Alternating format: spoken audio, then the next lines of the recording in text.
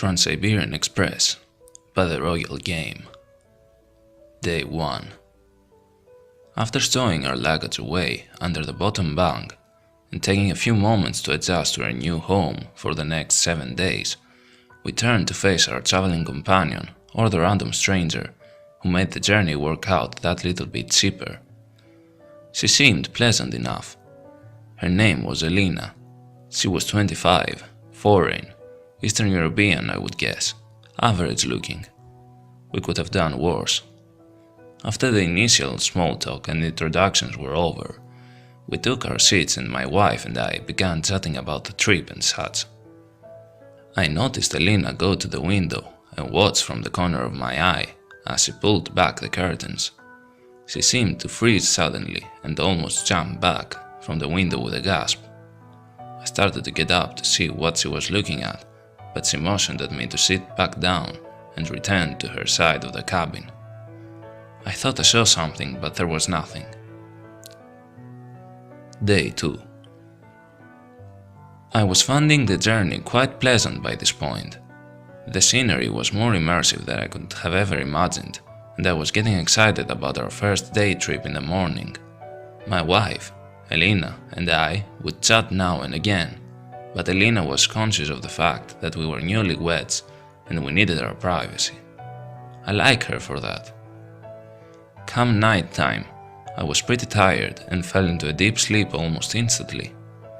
I don't know for what reason, but I awoke with a start.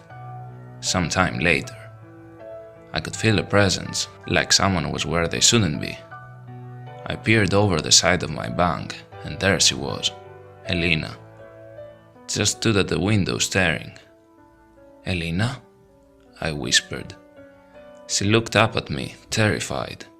She looked back at the window, then walked back to her bunk and got in, back turned to me. Day 3. That morning, I had expected Elena to mention the events of the night before, but she didn't. She got up as normal, got ready and was off the train as soon as we were permitted. I wondered if it had been a dream. My wife and I enjoyed the city sights, ate some good food and generally had a good day. Back in the cabin, Elena was reading a book and my wife was resting. I got up to go to the toilet and noticed that Elena's eyes followed me out, almost as though she was waiting for me to leave.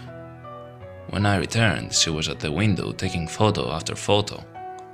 She turned to me holding out the camera. "Tell me please, what do you see?" I looked down at the camera. Scenery, blurred trees. Terrible photos. She looked at me blankly. "Then you do not see her?" She was shaking violently.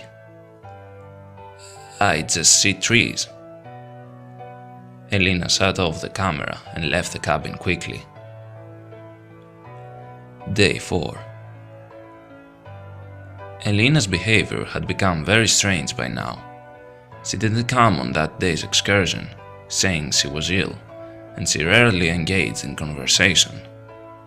I was past caring. She was weird, and I was cursing myself for being so tight with my money. My wife and I returned from dinner to find Elena by the window yet again. I sat down and looked up at her with disdain. Slowly her head began to turn in my direction until she was staring directly at me. She looked horrific, like she hadn't slept for years. She was wide-eyed and her mouth was open slightly. "The train is always moving, but she is always there." Slowly her head turned back to face the window. Day 5. Early night. The excursion today was tiring. We had spent the day touring a modern Soviet city. I took some photos of the opera house and statue of Lenin. Elena didn't come again, like I cared. A noise brought me out of my sleep, a noise I couldn't make out at first. My heart racing, I sat up and looked at the source. Elena was pounding heavily on the window over and over again. I leaped off my bunk and grabbed her hands. Elena, stop! I held her wrist tightly until she seemed to come around. She looked up into my eyes, opened her mouth and screamed so loudly my ears felt like they would bleed. Jesus, Elena, what the fuck? I let go of her and she returned to the window and began hitting it again, relentlessly. I've had enough now. I've fucking had enough of this crazy bitch. I grabbed my wife and went to find someone to get us moved. After a lot of talking and persuasion, and some money, we were offered another cabin.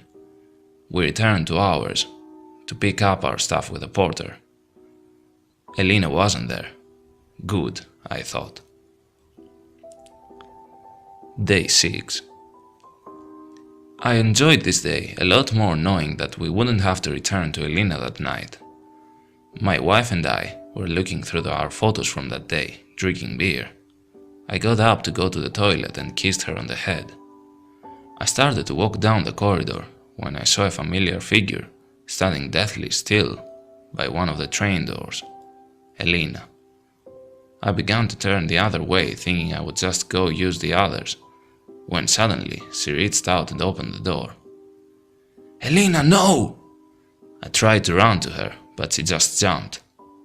Like that, she was just gone. Shit. I closed the door and ran to get someone. She had dropped her camera, so I swept it up on my way. I don't know why exactly. Day 7. The train had been stopped for some time now, and I had answered as many questions as I could. We had been told we would continue to the next station at some point, where my wife and I would get off. Given the circumstances, I wanted off the train anyway. It started up again. I was relieved. I sat down on my bunk and reached into my bag to get Elena's camera. I knew I should have given it to the police, but something inside stopped me. I flicked it on and started scrolling through her photos. I felt sad to see the shots she had taken on the station and of the empty cabin on her first day. She must have been as excited as we were, I'm sure. Suddenly I froze. I had come to the blurred scenery shots she had shown me days back, only this time I could see something amongst the trees. I zoomed in slowly. My heart was hammering hard against my chest as my brain tried to take in what my eyes were seeing.